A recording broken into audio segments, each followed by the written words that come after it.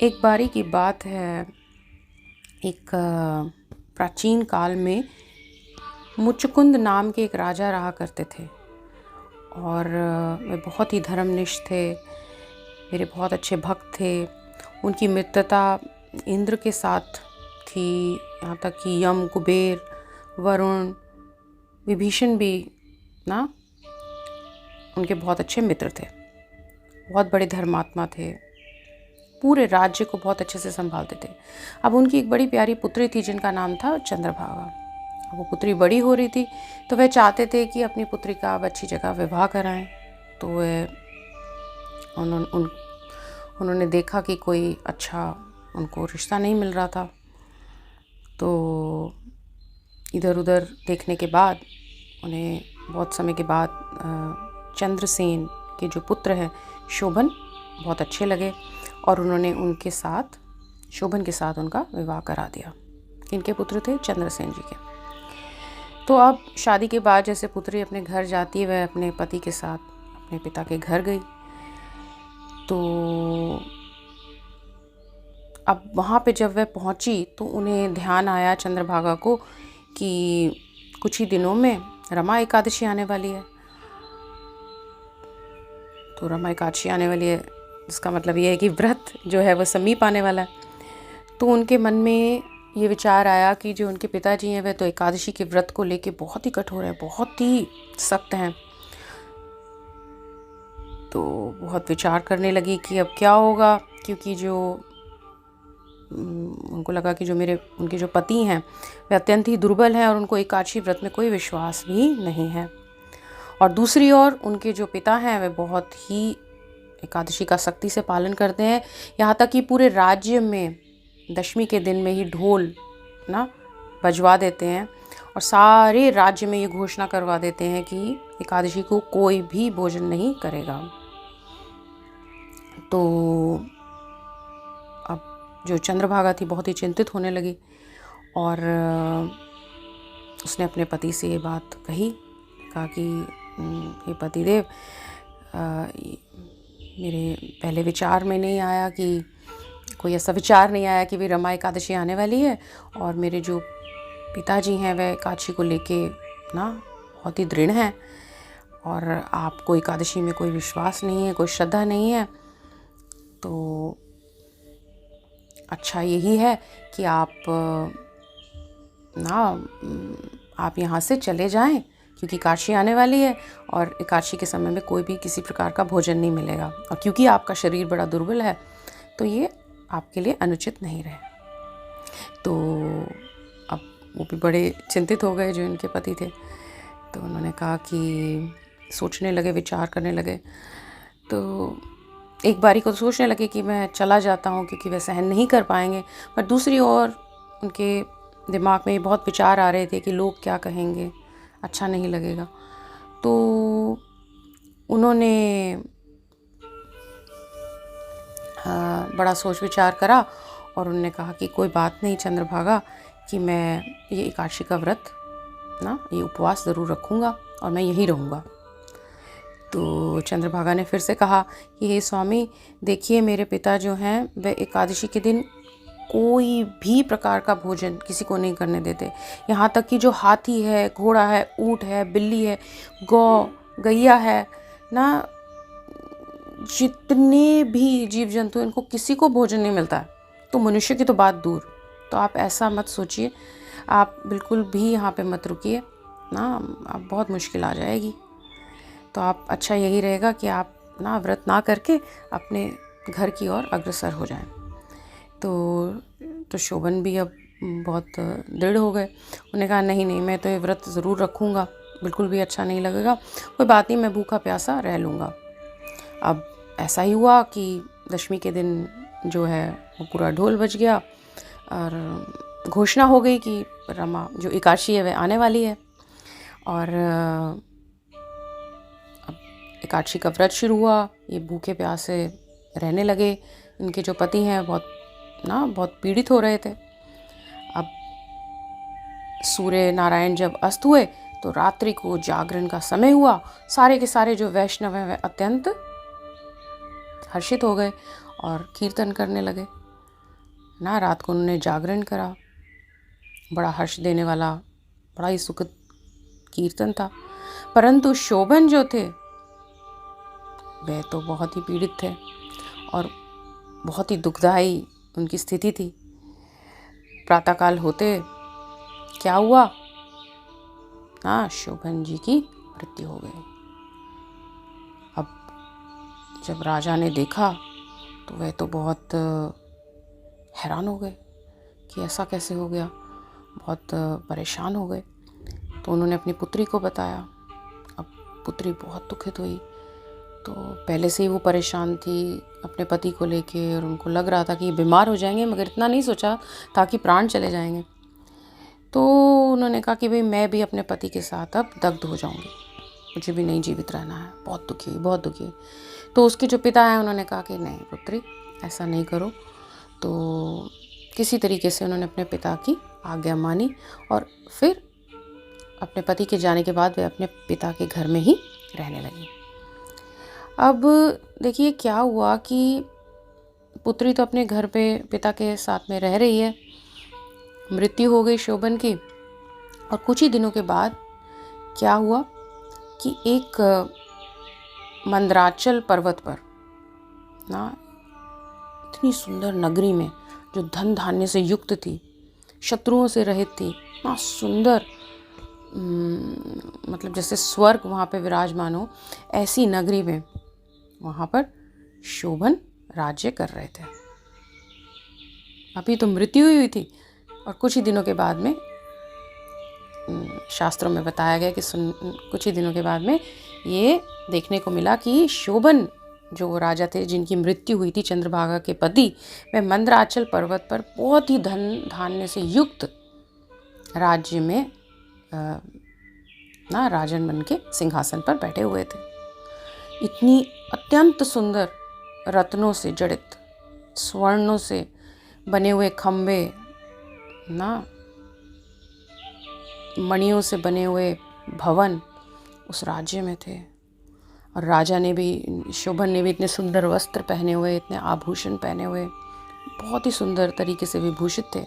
इतने सारे गंधर्व और अप्सराएं वहाँ पर उनके लिए नृत्य कर रहे थे, संगीत गा रहे थे। बहुत ही ज़्यादा शोभायमान वातावरण हुआ था। तो अब क्या हुआ कि मुचुकुंद नगर में इनका विवाह हुआ था ना शोभन का, वहीं से थी चंद्रभागा। तो वहाँ के रहने वाले एक सोम शर्मा नाम के ब्राह्मण थे। वो अपनी तीर्थ यात्रा कर रहे थे। तीर्थ यात्रा करते करते, घूमते घूमते ना, वह उस नगरी पे आ पहुँचे। अब बड़ी विचित्र नगरी थी, बिल्कुल देवपुरी थी। ब्राह्मण ने भी कभी, सोम शर्मा जी ने भी कभी इस बारे में, इस नगरी के बारे में कभी सुना नहीं था, ना कभी देखा था।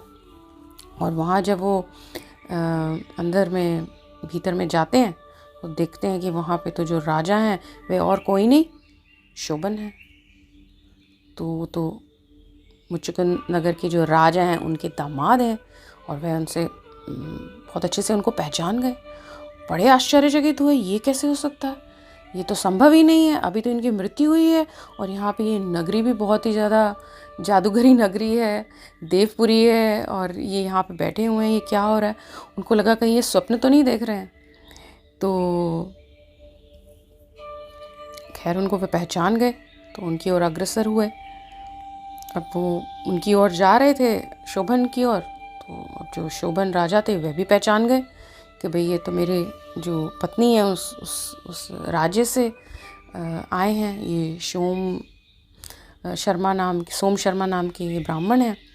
तो उनको देख के बहुत प्रसन्नचित हुए और उनका बहुत अच्छे से उन्होंने आदर सत्कार करा। तो ब्राह्मण भी देख के बहुत आश्चर्यचकित तो हो ही गए थे, बड़े खुश हुए उनसे मिलके। उन्होंने कहा कि राजन, कि इतनी सुंदर नगरी और आप यहाँ पे सिंहासन पर हैं, राज्य कर रहे हैं, देख के बहुत अच्छा लग रहा है। बट मैं इस बात से बहुत ही हैरान हूँ कि अभी तो आपकी मृत्यु हुई थी और ये सब कैसे हुआ। तो मतलब ये सब देख के बहुत ही आश्चर्य हो रहा है ना। तो कह रहे थे कि भाई आप बताएं कि ऐसा सब कैसे संभव हुआ। तो उन्होंने कहा शोभन ने कि देखिए ये जो सब हुआ है ये सब रमा एकादशी पे जो मेरी मृत्यु हुई थी, जो मैंने व्रत रखा और जो मेरी मृत्यु हुई, उसी का प्रभाव है। उसी के प्रभाव से मुझे ये नगरी मिली है और ये राज्य मिला है ना। और ये जो सब आप इतना सुंदर वातावरण देख रहे हैं ना, स्वर्ग के जैसा, ये उसी के प्रभाव से हुआ है। तो उन्होंने कहा कि तो फिर राजन जो हैं, जो शोभन है, वो ब्राह्मण देव से कहने लगे परंतु मेरे हृदय में एक बहुत बड़ा दुख है। तो उन्होंने कहा कि क्या दुख है? उन्होंने कहा ये सब जो मुझे देवपुर मिला है, ये देवनगरी मिली है, ये अस्थिर है ना, ये किसी भी समय नष्ट हो सकती है। परंतु एक रास्ता है, ये एक रास्ता है कि ये स्थिर हो सकती है अगर आप मेरा जो ये संदेश है आप ये चंद्रभागा तक पहुंचा दें। तो उन्होंने कहा कि भाई निश्चित रूप से मैं तुम्हारा संदेश पहुंचा दूंगा। अगर इसका उपाय यही है कि ये संदेश जाके मुझे चंद्रभागा तक देना है और तुम्हें ऐसा लगता है कि ये जो नगरी है जो तुम्हें प्राप्त हुई है स्थिर हो जाएगी और तुम्हें तुम्हारी पत्नी भी वापस मिल जाएगी, तो मैं निश्चित रूप से तुम्हारा ये संदेश वहाँ तक पहुँचा दूँगा। तो उन्होंने कहा कि आप बड़े शोभन ने कहा कि आप बड़े श्रेष्ठ ब्राह्मण हैं, अगर आप ऐसा कर देंगे तो मेरे पे बहुत कृपा होगी, है ना। तो उन्होंने कहा कि उन्होंने फिर ऐसा ही किया। वह वापस लौटे उस नगरी में श्रेष्ठ ब्राह्मण, और उन्होंने चंद्रभागा से भेंट करी और उनको ये सारा वृतांत अच्छे से सुनाया। तो ब्राह्मण के ऐसे वचन सुनकर चंद्रभागा तो बड़ी प्रसन्न हो गई और वो कहने लगी कि हे ब्राह्मण, आपने क्या ये सब कुछ प्रत्यक्ष देखा है या आप कहीं स्वप्न तो नहीं देख रहे हैं? तो उन्होंने कहा नहीं नहीं पुत्री, मैंने हवन में तुम्हारे पति को प्रत्यक्ष देखा है ना, और ऐसे देवताओं की नगर में वे वहाँ पे राज कर रहे हैं।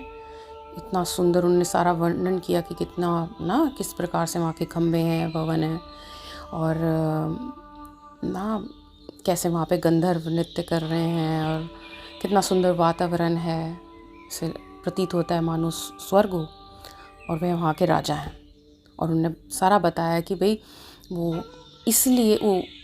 ऐसा इसलिए हुआ है क्योंकि उस कार्तिक महीने की जो रमा एकादशी है, उस एकादशी पर इनकी मृत्यु हुई थी। पर क्योंकि उनकी एकादशी में कोई श्रद्धा नहीं थी, तो इसीलिए वो सब कुछ जो उनको प्राप्त हुआ है वह अस्थिर है।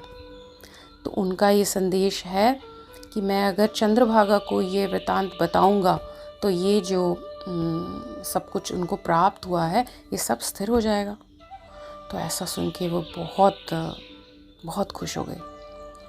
अब चंद्रभागा कहने लगी कि हे ब्राह्मण, आप मुझे वहाँ ले जाइए, मुझे अपने पति देव के दर्शन करने हैं, है ना। उनके दर्शन करने की मुझे तीव्र लालसा हो रही है ना। तो मैं वो समझ आ गया कि भाई कैसे वो नगरी स्थिर हो जाएगी। वो ऐसे नगरी स्थिर हो जाएगी कि भाई जो उनका पुण्य है, जो चंद्रभागा थी, वह उन्होंने बचपन से ही एकादशी का व्रत रखा था। तो उसका जो सारा पुण्य था ना व्रत का, अगर वो पुण्य अपने पति को दे देती ना, तो उससे क्या हो जाएगा, पुण्य देने से वो जो नगरी है वो सब कुछ स्थिर हो जाएगा, क्योंकि उनकी पूरी एकादशी में श्रद्धा थी। और तो उन्होंने कहा कि मैं उस नगरी को स्थिर बना दूंगी, तो आप मुझे वहाँ पे शीघ्र ले जाइए।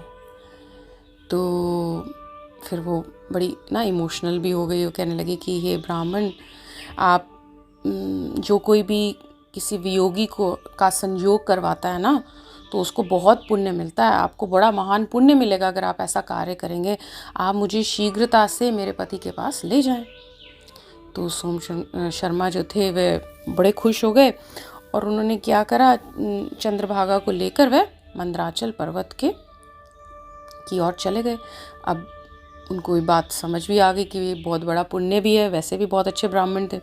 तो वहीं पे एक समीप में एक वामन देव ऋषि का आश्रम भी था, तो उन्होंने सोचा कि चंद्रभागा को वहाँ से भी लेता जाऊँगा तो कोई परामर्श हो जाएगा। तो वामन देव जी ने उनकी जो चंद्रभागा से जब मिले तो उन्होंने सारी चंद्रभागा की बात सुनी।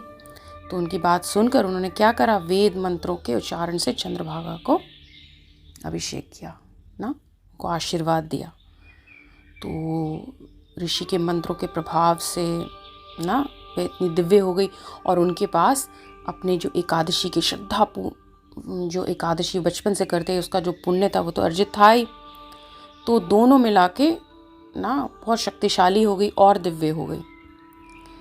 तो अब जब उनसे आशीर्वाद ले लिया ना, तो फिर ब्राह्मण जो देवता है उनके साथ ना अपने पति की ओर बड़ी प्रसन्नतापूर्वक चली गई, मिलने की ओर अग्रसर हो गई। तो वो जो ब्राह्मण देव हैं उनको वहाँ ले गए उस नगरी में, और जब शोभन ने देखा वो इतने प्रसन्न हुए अपनी पत्नी को देखकर, और इधर चंद्रभागा उनको देख के बड़ी प्रसन्नचित हुई, है ना। उन्होंने कहा कि आओ, अपने जो लेफ़्ट साइड पे ना उन्होंने राजा शोभन है उन्होंने उनको बिठाया, और चंद्रभागा कहने लगी, हे प्राणनाथ, अब मैं सारे जो पुण्य हैं अपने जीवन भर के ना वो सारे आपको अर्पण करती हूँ, आप ये ग्रहण कर लीजिए। क्योंकि मैं 8 वर्ष से एकादशी का बहुत विधि पूर्वक ना व्रत करती आई हूँ, बहुत श्रद्धा से करती आई हूँ। निश्चित रूप से इसका जो प्रताप है, इसका जो पुण्य है, वह आपकी इस अस्थिर नगरी को या इस अस्थिर जीवन को स्थिर कर देगा।